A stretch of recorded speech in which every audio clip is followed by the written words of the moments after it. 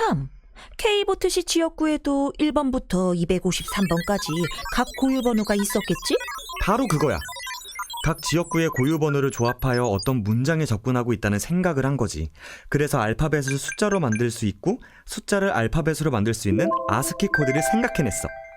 7개씩 32개로 조합된 선거구 번호를 각각 더해서 발견한 2개의 문자판의 교집합에서 팔로우 더 파티를 찾아낸 거라고. 처음에는 표가 남는 지역에서 모자란 지역으로 옮겨주어서 비중값에 교점이 발생한 것으로 생각했는데 그게 아니었어. 당선자 확정 계획표가 이미 완성된 뒤 이 계획을 어지럽히지 않는 방식으로 표수를 조금씩만 조정하여 숫자판에 워터마크 같은 지문을 찍어놓은 알고리즘이었어.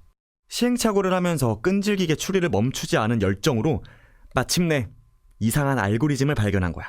즉, 휴리스틱스 기법으로 조작자들의 제작자 표시, 곧 해커의 지문을 발견한 거지.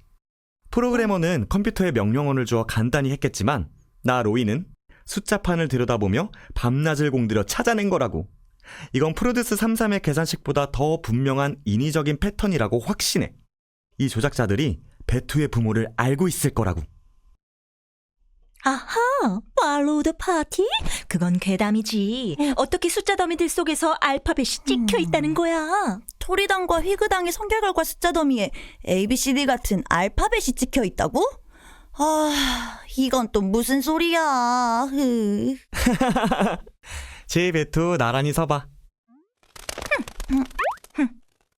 자, 각자 번호 불러봐. 1번, 2번. 그럼 이제 제이는 1이 되고 베투는 2가 되지. 알파벳에도 각자 자기 번호가 따로 있다는 거야. 일종의 업계의 약속이라고 할까? 이걸 아스키 코드라고 해. 팔로우 더 파티를 숫자로 부르면 이렇게 되는 거야. 자, 화면을 똑바로 보라고. 난수처럼 얼크러져 있어야 하는 숫자들 속에 특수한 규칙을 주어서 이런 문자로 치환된 숫자를 넣어두었다고 보는 거지. 이 수수께끼를 풀면 베투, 너희들의 출생의 비밀이 나올 수도 있다는 거야. 나는 이 숫자들을 이 한 장의 표를 분석해서 추출해냈어. 이 표를 이해하려면 알파벳뿐만이 아니라 K보트시도 각 지역 선거구에 번호를 매겨두었다는 사실을 먼저 알아야 하지. 말하자면 지금 내가 살고 있는 이 지역의 프로빈스 K의 번호는 5번이거든? 지역구 253개가 모두 자기 선거구 고유 번호를 갖고 있는데 이 번호들의 특정한 규칙을 부여하여 숫자들을 조합한 거야. 이 표를 한번 보라고. 특정한 규칙을 부여하면서 7개씩 지역구를 묶어서 합산을 하면서 팔로우 더 파티라는 목표한 문자에 수렴해 나갔다고 할까? 그렇다면 내가 이것을 어떻게 찾아냈냐고? 거대한 모래밭에서 바늘을 찾는 것과 같다고? 내 머리에 자석이라도 붙어있는 거겠지. 나는 그냥 난수들 속에서 후보자의 당락을 결정하는 규칙을 찾아내려고 노력했던 것뿐이었어. 그런데 프로듀스 33과 같이 합창단을 뽑는 것과 비교가 안 되는 철저한 준비가 있었던 거였어. 말하자면 투표율, 득표율, 표수까지 사전에 설계가 되어 있었고 이 설계된 숫자 속에 목표 의석 실현에 영향을 주지 않는 숫자의 표를 더하고 빼서 특수 코드를 제조해 넣었던 것으로 추정된다고 할까? 그것이 곧 팔로우 더 파티. 뭐가 뭔지 모르겠어. 그래서 팔로우 더 파티를 찾아낸 게 뭘 말하는데? 선거에 인위적인 알고리즘이 있다는 거야. 누군가 눈속임으로 투표를 좌지우지한 범죄의 흔적 같은 거? 로이, 제발. 베투는 구구단도 모르는 아이야. 이렇게 어려운 말을 어떻게 알아들으라는 거야? 솔직히 나 천재 탐정 제이에게도 쉽지는 않군. 안 되겠군. 나는 프로듀스 33 사건보다 더 확실한 선거 조작의 증거를 찾았어. K보트 시민들이 선거 결과가 조작됐다는 것을 눈치채고 법원에 재검표를 요구했기 때문에 범인들이 데이터를 실제 투표지수와 정확히 맞추기 위해 법원으로 표를 보내기 전 급히 프린트해서 바꿔치기를 했고 그 과정에서 배투, 화투, 빠투 막 들어갔다는 게 내 추측이거든. 다시 말하면 배투, 너는 태어나지 말았어야 할 아이라는 거지. 태어나지 말았어야 했다고? 그럼 원래 바꿔치기 되기 전 투표지들은 어디로 갔어? 모르지. 범인들이 태워버렸거나 어디인가에 숨겨두었겠지? 아, 로이. 너의 직설화법이 나의 존경하는 클라이언트 베투 씨에게 너무나도 큰 상처를 주고 있어. 오늘은 너무 많은 이야기를 들은 것 같아. 우리는 여기를 떠나야겠어. 잘 있어. 미안. 하지만 사실인 걸 어떡해. 어이, 가는 건 좋은데 강의료는 주고 가야지? 농담. 그럼 너희들 맹 박사님을 찾아가 보는 게 어때? 그분이라면 도와줄 수 있을 거야. 자, 그럼 건투를 비내. 배투, 부모님을 꼭 찾길 바래. 여러분 안녕하세요. 배추잎 투표지 출생의 비밀 세 번째 해설 방송입니다. 세 번째 애니메이션이 가장 좀 해설도 난해하고 얘기가 굉장히 많습니다. 실제로 이것을 하나하나 해설하기가 간단치 않기 때문에 저희가 책을 쓰게 되었고 오늘 방송은 이 내용을 하나하나 자세히 설명하는 것보다 여러분이 이 책을 보시는 것을 권하기 위해서 약간의 그 길잡이만 알려드리려고 합니다. 이 PDF는 그 독지가의 도움으로 저희가 무상으로 공개를 했습니다. 이 해커의 지문 발견기는 서점에서 발매되고 있지만 여러분들이 굳이 사서 보지 않으셔도 인터넷에서 저희 MPK 홈페이지에서 언제든지 다운로드 할 수 있습니다. 두 번에 걸쳐서 해설을 하면서 지금까지 5번 이상의 법원 재검표를 통해서 투표 또는 개표 현장에서는 도저히 본 적이 없는 어떤 관리관이나 어떤 유권자도 본 적이 없는 그런 이상한 투표지들이 정작 재검표할 때는 막 쏟아져 나왔다. 배추잎 투표지뿐만 아니라 일장기 투표지. 이상한 것이 너무 많았으니까요. 실제로 이런 것으로 투표한 사람이 있으면 거액의 현상금을 드리겠다고 했지만 아무도 나타나지 않았기 때문에 실제로는 지금 언론이 보도하지 않고 선관위에서 시인하지도 않지만 확실히 법원에서조차도 인정하지 않지만 확실히 재검표 현장에서는 도저히 대한민국 유권자가 이런 표를 찍었다고 할 수 없는 이상망측한 그런 투표지들이 쏟아져 나왔다. 그래서 그 이상한 투표지들이 그 출생의 비밀을 찾고 있다. 네, 이런 테마로 저희가 애니메이션도 만들었고 해커의 지문이라는 것을 해설을 해주게 되었습니다. 그러면 제가 선거 결과 데이터에 나오는 이상한 그 알고리즘을 왜 이렇게 수년을 통해서 4년을 통해서 책도 만들고 애니메이션도 만들고 다큐멘터리도 만들고 집착을 하고 있느냐. 부정선거 규명하시는 분들도 팔로드 파티에 대해서 계속해서 규명하고 있는 저희 VN 뉴스에 대해서 불만을 토로하시는 분들이 많아요. 하지만 언젠가는 제가 왜 이렇게까지 이 문제에 병이 나기까지 고생을 하면서 집중하고 있는 건 사실이죠. 그 이유는 첫 번째는 증거가 전반적으로 다 인멸돼 버렸다. 그리고 심지어는 재검을 한 이후에도 투표지도 선관위에서 폐기하거나 태워버리거나 그렇게 해버릴 수도 있다.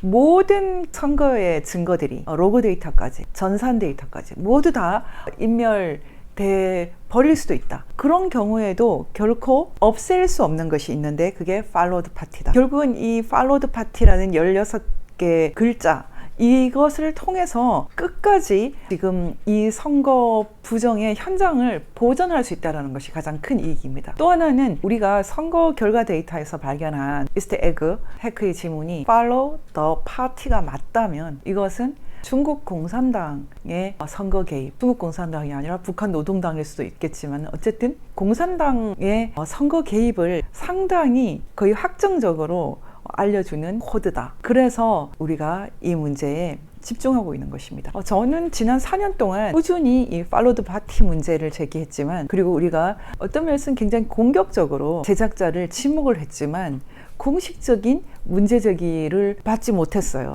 저희는 그 공식적으로 이 문제가 제기되면 법정에서든 어디서든 한번 토론을 하고 싶은데 아무도 공식적으로 제기를 하지 않았기 때문에 책을 2권을 냈고 그리고 애니메이션을 제작을 해서 제가 살아있을 때 이루어지면 좋겠지만은 제가 죽어도 언젠가는 선거 부정의 가장 적나라한 현장을 사람들이 언제든지 볼 수 있다. 이런 의미가 있습니다. 그래서 저희는 계속 강조하고 있는데요. 이 팔로드 파티 규명은 굉장히 중요합니다. 여러 차례 말씀드렸지만 팔로드 파티를 발견한 로이킴이라는 시민은 2020년 4.15 총선에서 총선 결과 데이터 속에서 조작 방정식 또는 조작 함수, 조작을 나타내는 어떤 수식 같은 것을 발견하려고 했습니다. 지난 시간에 얘기했던 것처럼 한국에서 있었던 사건, 프로듀스 101 사건, 여기서는 프로듀스 33이라고 표현을 했지만 제가 조금씩 다 가공했습니다.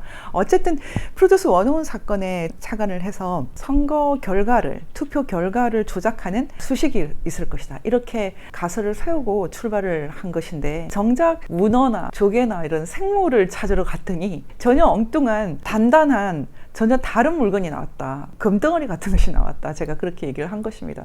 팔로드 파티라는 것은 애초에 원했던, 바랬던 그런 조작 함수가 아니라 일종의 이스터 에그다.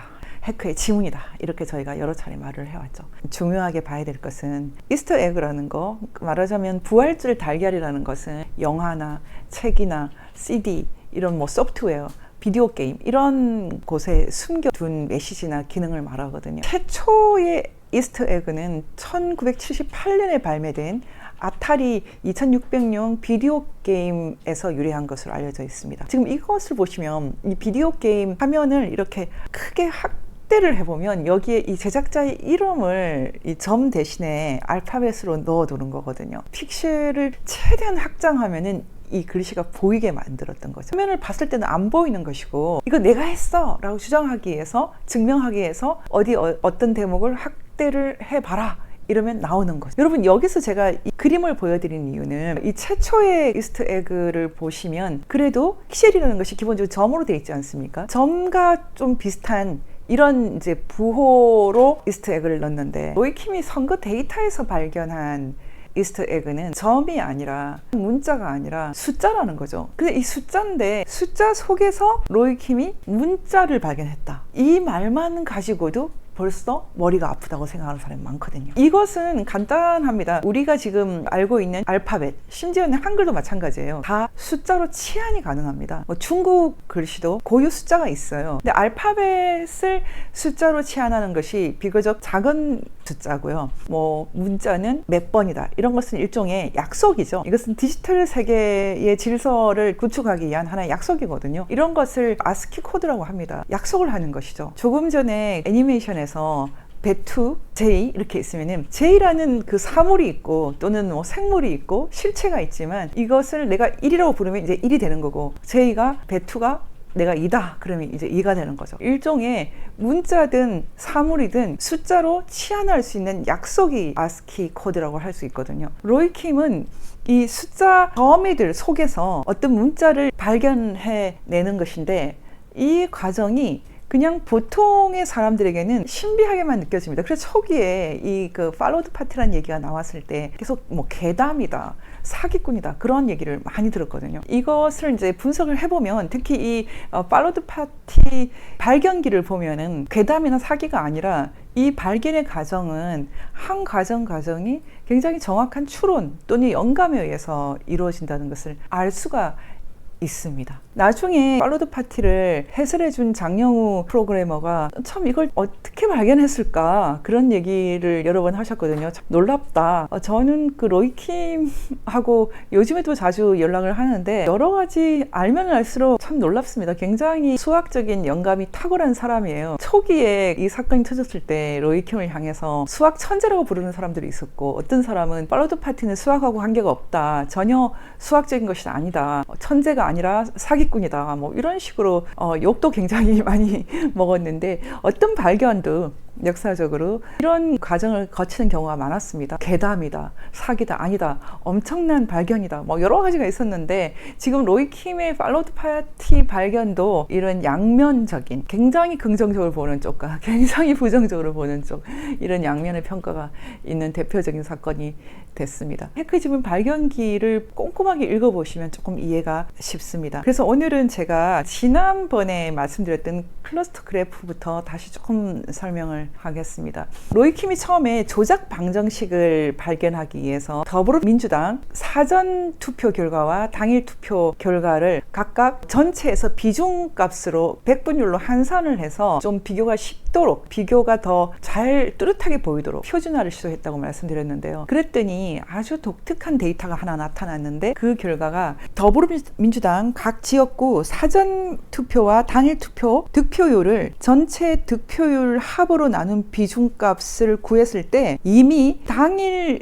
비중, 당일 득표에서 50% 이상을 획득해버린 더불어민주당의 승리한 모든 지역구가 사전 비중보다 당일 비중이 더 높았다. 이 얘기는 이미 승리가 확정적인 곳은 표를 좀 덜 받았다. 이런 의미가 있거든요. 로이킴이 이 그래프를 보면서 굉장히 이상하다. 어떻게 당일에서 50% 이상을 획득한 모든 지역구가 사전 비중이 더 낮아지는 이런 특이한 현상이 있을까 해서 이 그래프를 보고 뭔가 이동된 것이 있다라고 생각해서 이동된 값을 찾으려고 애를 썼다고 제가 말씀드렸습니다. 좀 놀라운 것은 어느 지역구에서 얼만큼을 더 이동해 줬는지 그렇게 가정을 했는데 전혀 다른 것이 나타나기 시작했죠. 어떻게 이동했는지 차이값을 알아보기 위해서 사전과 당일 비중 차이값에 당일 득표수 전체를 각각을 곱했더니 이런 독특한 그래프가 나타나는 거예요. 이 그래프를 잘 보시면 쉽게 말하면 사전과 당일 차이값에 당일 득표수 값을 곱해서 절대값,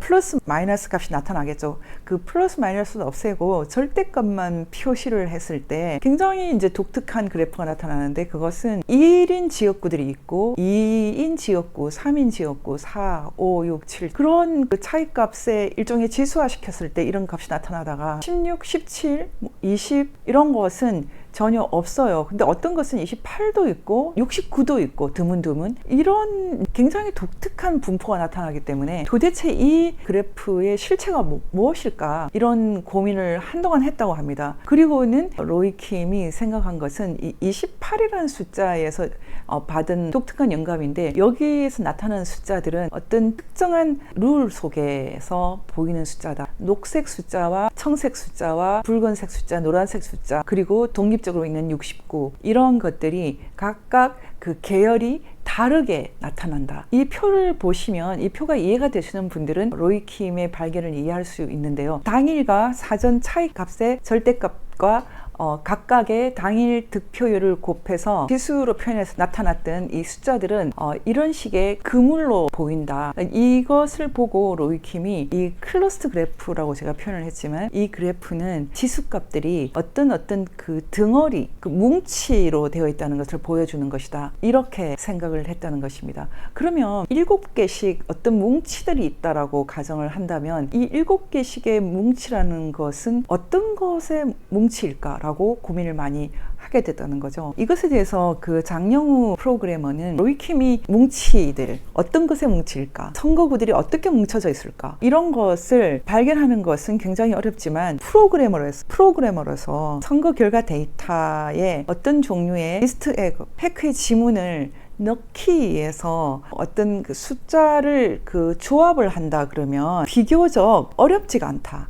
그러니까 로이킴은 말 그대로 모래사장에서 바늘을 찾는 작업을 한 거지만 이미 로이킴을 통해서 팔로드 파티라는 16글자의 일종의 이스터 에그, 해커의 지문을 이미 알고 있는 프로그래머 입장에서는 비교적 간단하게 만들었을 것으로 생각을 한다. 이렇게 얘기를 하면서 플로 차트를 하나 그렸거든요. 선거를 어떻게 할 것인가, 결과를 어떻게 할 것인가 사전에 계획을 할 때 기본 계획을 잡고 나서 여기에 제작자 표시, 내가 이거 했다, 뭐 중국 공산당이 했다, 이런 표시를 넣기 위해서 만약에 어떤 작업을 한다 그러면 비교적 간단하게 이렇게 할 수 있었을 것이다 라고 해서 삽입을 위한 설계 흐름도를 하나 만들었거든요. 쉽게 말하면 알고리즘을 짤 때 먼저 선관위 통계에 16개의 문자, 언더바 2개까지 해서입니다. 팔로드 파티하고 그 다음 띄어쓰기를 표현하는 언더바 2개 해서 16개의 글자가 들어가게 하고 싶다라고 먼저 그 계획을 하고 한국의 모든 지역구를 다 합하면 2020년 4월 15일 총선에서는 253개 지역구가 있었습니다. 이 253개 지역구에 16개 글자 팔로드 파티, 띄어쓰기까지 해서 16개 글자가 들어가게 한다 그러면 비교적 쉽다. 일단 253개에서 16을 곱하면 15.8125니까 소수점 이하를 떼버리고 15가 나올 것입니다. 15를 다시 2로 나누면 7.5가 나오죠. 기본적으로 글자를 표현하려면 다 정수값이어야 하니까 반올림을 0.5를 떼버리면 이제 7개가 나옵니다. 그래서 7개를 한 그룹으로 만든다. 다시 말하면 7개씩 한 그룹으로 만들어서 문자, 글자가 되도록 수렴을 해 간다는 것이죠. 그 다음에 이제 정렬 기준. 그럼 어떻게 7개씩을 정렬할 것인가? 이게 굉장히 중요한데요. 지금 이 부분은 로이킴과 장영우 프로그래머가 조금 차이가 납니다. 프로그래머 입장에서는 선거 결과 데이터에 16글자를 넣게 하는 것은 그렇게 어렵지 않다. 선거구를 어떤 정렬 기준에 따라서 배치를 하고 선거구마다 자 고유 숫자가 있지 않습니까? 종로가 1번이죠. 중구 2번 이렇게 쭉 가는 마라도가 있는 우리나라의 제일 끝에 있는 제주도는 253번 가는 선거구마다 숫자가 있지 않습니까? 각자 갖고 있는 이 고유 번호를 가지고 팔로드 파티라는 문자를 구성할 수 있다. 이렇게 프로그래머가 말씀을 하셨거든요. 그래서 여기서 중요한 것은 그럼 어떤 정렬 기준에 따를 것인가? 어떤 정렬 기준을 가지고 문자를 만들 것인가? 이런 이제 문제가 있거든요. 근데 여기서 장영우 프로그래머는 기준을 좀 어렵게 설명을 해주고 있는데 로이킴에게 자세히 물었을 때는 비교적 좀 설명이 쉬웠어요. 로이킴은 7개씩 그 뭉치를 사전과 당일 비중값의 차이값이 있지 않습니까? 그 차이값이 작은 데서 오름차순으로 정리를 해서 그 각각의 지역구들의 순번 합을 가지고 암호 문자를 구성한다 이렇게 얘기를 하는 것입니다. 이 부분은 책을 통해서 자세히 설명을 해두었습니다. 관심이 있으신 분은 봐주시기 바랍니다. 로이킴은 자기가 7개씩을 정렬을 할 때 임의로 정렬을 할 때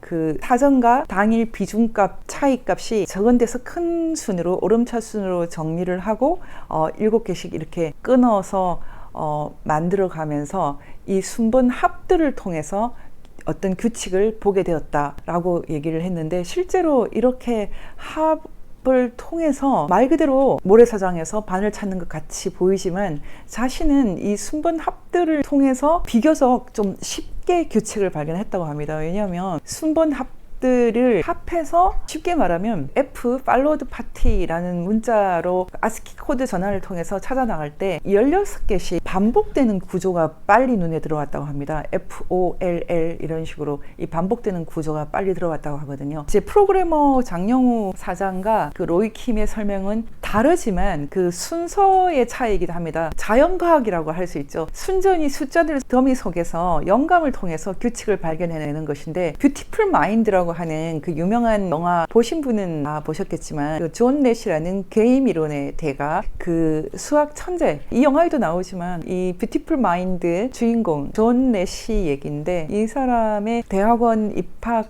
당시 추천서에 교수가 딱 한 줄을 썼다고 하지 않습니까? 이 사람은 천재다. 실제로 이 뷰티풀 마인드의 한 장면을 보면은 주인공이 난수 속에서 아주 유의미한 암호 코드를 발견하는 그런 것이 있거든요. 약간 유사하다고 볼 수 있습니다. 로이킴은 그런 방식으로 이 숫자들 속에서 문자적인 암호 코드를 읽어내는 것인데 만약에 처음부터 팔로드 파티라는 이 문자를 알고 그것을 삽입하는 프로그래머가 삽입하려고 했다면 좀 쉬웠을 것이다. 그렇게 장영우 사장이 말을 하고 있거든요. 그래서 로이킴의 이제 그 발견은 첫 번째 그 비중 그래프를 통해서 당일과 사전에 아주 독특한 규칙성 50% 이상 당일에서 얻은 모든 지역구가 사전 비중이 당일 비중보다 낮았다라는 거 이것을 발견했고 두 번째 이 차이값들 속에 아주 독특한 지수값이 있었는데 그것을 클러스터 그래프라고 표현을 했고 그 클러스터 그래프 속에서 7개씩 뭉쳐져 있는 뭉치값을 발견을 했고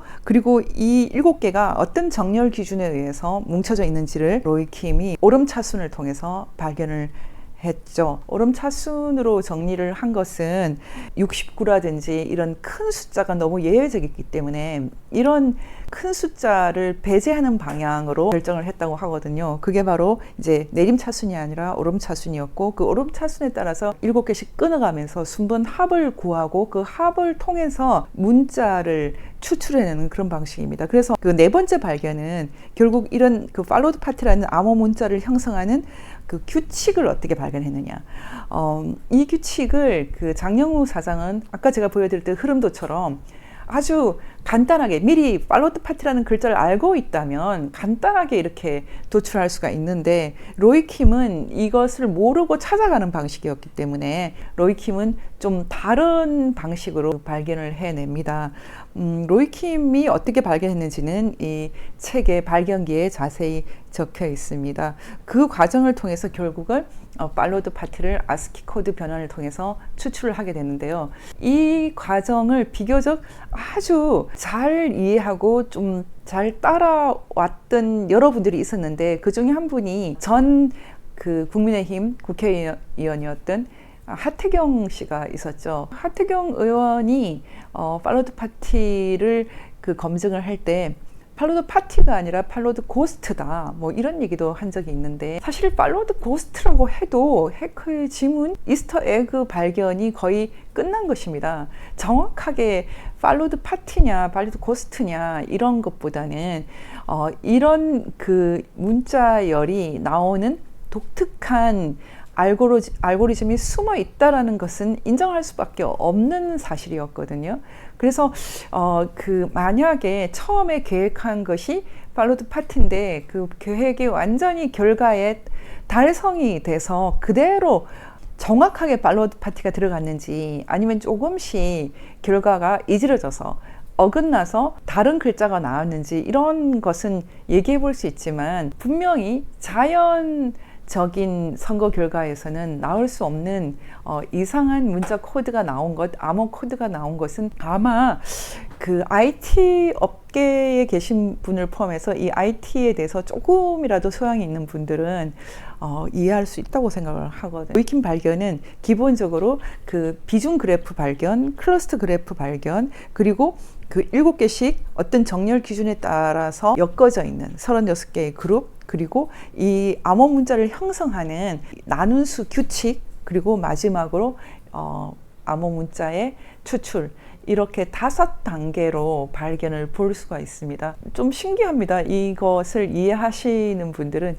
예전에 어떤 그 그룹 스터디를 하시는 분들은 거의 2달이 걸렸다고 하시던데요. 2달까지 안 걸려도 이해하실 수 있다고 생각을 합니다. 어떤 분들이 요즘에도 이메일을 통해서 연락을 주십니다. 만약에 책을 읽어 나가다가 이해가 잘 안 되시면 저희에게 이메일을 보내주시면 저희가 로이킴에게 보내주고 또 연결해 주기도 하고, 이렇게 해서 답을 듣기도 하는데요. 애니메이션 자체가 굉장히 어렵기 때문에 조금 보충을 해드린 것입니다. 어떤 분들이 이 애니메이션이 너무 어렵다라고 말하는 분들이 많거든요. 사실은 이 팔로드 파티에 접근하는 길이 너무 멀고 어렵기 때문에 저희가 일단 애니메이션으로 그 20분 내지 30분으로 정리를 해두고 두고 중요한 것은 이렇게 스탑해서 그 공부를 해나가기 위해서 이렇게 거액을 들여서 애니메이션을 제작을 한 것입니다. 지금 제가 말씀드린 것처럼 이 팔로드 파티는 이 제작자 표시고, 누가 이것을 제작했는지, 이 제작자, 뭐 쉽게 말하면 우리가 옷을 다 만들고 나서 이렇게 라벨을 붙이거나, 아니면은 그림을 다 그리고 나서, 아니면은 뭐 서예 글자를 다 이렇게 쓰고 낙관을 찍지 않습니까? 이 낙관이 없고 라벨이 없어도 괜찮죠. 라벨이 없는 옷도 있고 낙관이 없는 글도 있지만, 이 낙관이라든지 라벨이 주는 확실한 정보가 있지 않습니까? 이걸 누가 만들었는지, 그리고 어떤 브랜드인지, 이런 것 정보가 있지 않습니까? 지금 이 선거 결과 데이터에 그 인위적인 어떤 낙관 같은 이런 뭐 라벨과 같은 워터마크와 같은 이색적인 데이터가 나온다면 우리에게 주는 확실한 정보는 조작되었다. 이 선거는 인위적인 조작이 더해졌다. 그리고 그 조작자가 누군지 단서가 들어있다. 이런 것이죠. 저희가 이제 배춧잎 투표지 출생의 비밀이라고 표현을 했으니까요. 결국은 이 라벨에, 이 낙관에 배춧잎 투표지 출생의 비밀이 있는 것이고, 그 낙관을 찍은 사람, 아니면 라벨을 단 사람, 아니면 픽셀 속에 자기 이름을 넣은 사람, 이스터 에그를 삽입한 어떤 사람, 그 사람을 찾는 것이 좀 쉬워지지 않습니까? 그래서 팔로드 파티가 부정선거 문제를 전체를 좀 너무 어렵게 꼬았다고 생각하는 분도 있겠지만 이 싸움이 어차피 장기전이라고 한다면 궁극적으로 이 부정선거를 누가 획책했는가라는 최종적인 그 답변이 이 팔로드 파티라는 암호 문자 속에 있을 것이다. 이렇게 생각하시고 관심을 가져주셨으면 좋겠습니다. 이제 애니메이션의 마지막 부분에 대한 해설은 다음 시간에 있습니다. 이 해설을 통해서 앞으로 우리가 이 규명전을 어떻게 펼쳐가야 될지 좀 아이디어를 모아보겠습니다. 감사합니다. 오늘은 여기에서 마칩니다.